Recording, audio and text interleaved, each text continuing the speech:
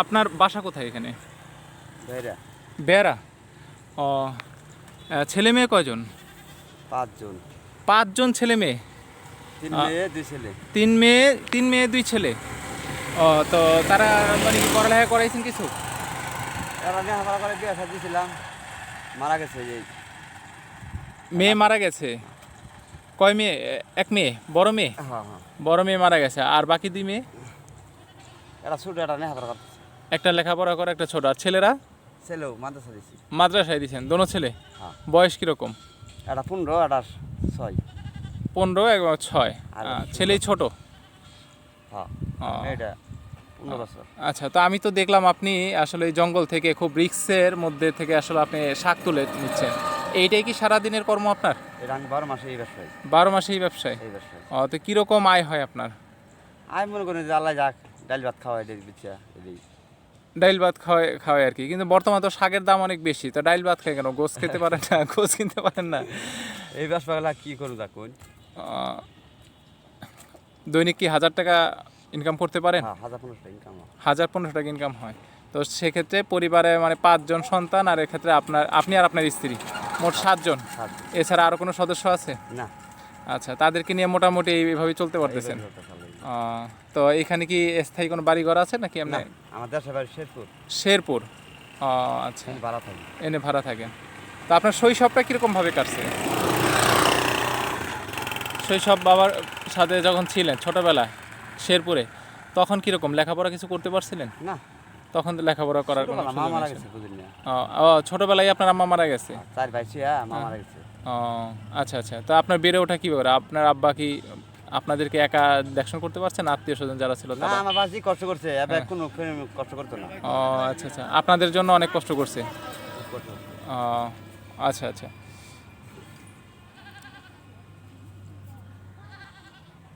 আসলে এখনও অনেক মানুষ আছে যারা আসলে 1000 টাকা ইনকাম করাটা তাদের জন্য আসলে দুঃস্বপ্ন হয়ে যায়। হ্যাঁ, তবুও তো আপনার আসলে ইনকাম দিয়ে মোটামুটি চলতেছে। আপনার তো আপনাদের ফ্যামিলিতে কোনো সমস্যা এরকম কোনো কিছু নেই না?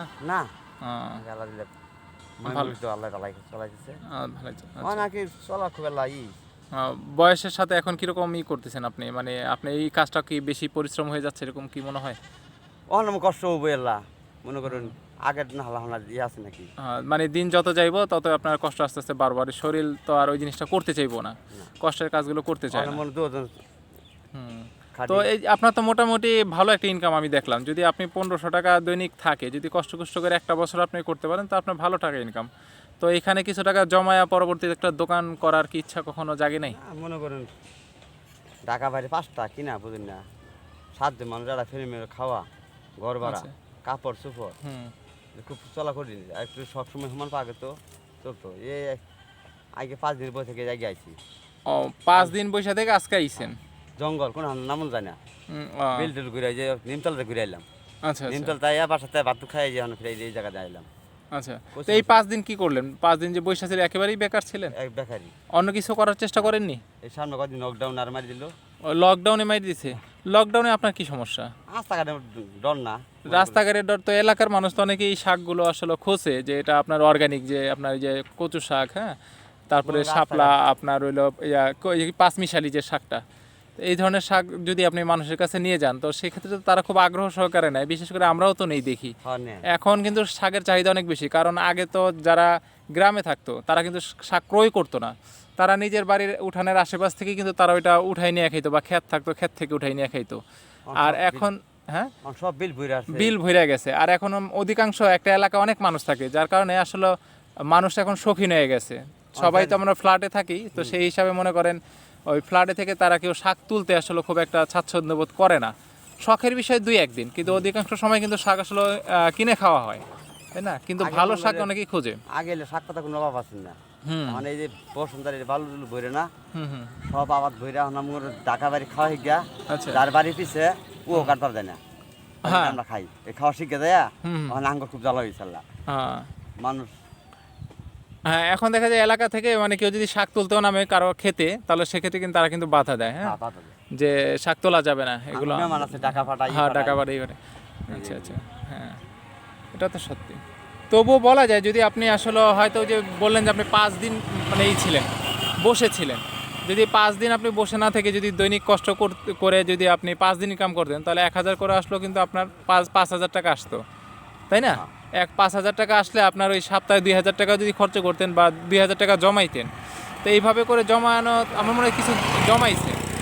তো আমার মধ্যে ভবিষ্যতের কথা কি আসলে আপনারা চিন্তা ভাবনা করতে পারেন যে ভবিষ্যতে একটা দোকান নিয়ে, কারণ আমার বয়স তার সবসময় মানে শক্তিটা ধরে রাখবে না। এই দেখুন জীবনে ফুলা ফানের শুনে আসলে নাই। হুম। এই থেকে মায়াটা মারা গেল বাচ্চা বাচ্চা ডেলিভারি। আচ্ছা। এই ডাক্তার এই কামটা করলো না, টাকা করলাম না, 60-65 টাকা, 1 হাত ফল বাজে 2 হাত ফল করলাম। হুম। আচ্ছা আচ্ছা। কি কই যে মারা গেল ওই নিজে বুঝলাম না। এই সিজারে করছিলেন মানে সিজারের সিজারে। সিজার করার পরে মারা গেছে, বাচ্চাও বাঁচে নাই? না বাচ্চা আছে, বাচ্চা আছে। জল মাইয়া আড়াই নিয়ে গেছে, আড়াই নিয়ে যে হাসপাতালে ভর্তি করছি। তো আপনার কি মনে হয় এটা ডাক্তারের গাফলতির কারণে? এটা ডাক্তারের ডাক্তারের গাফলতির কারণে। মনে করি এটা মনে করি তুমি করলাম না।